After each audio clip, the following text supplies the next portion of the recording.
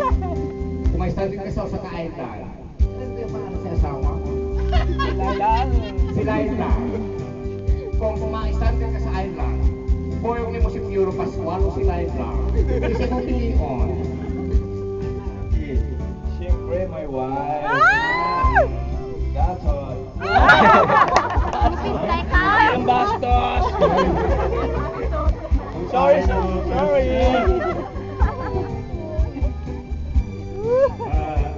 Another question.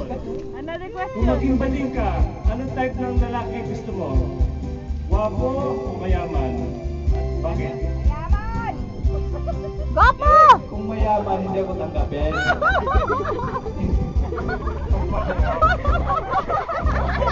Kung wapo, okay lang. Bastos! Labas na ipo.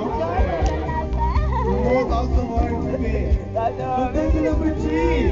She is Miss Erotica. Dako na bantayan ni Ani.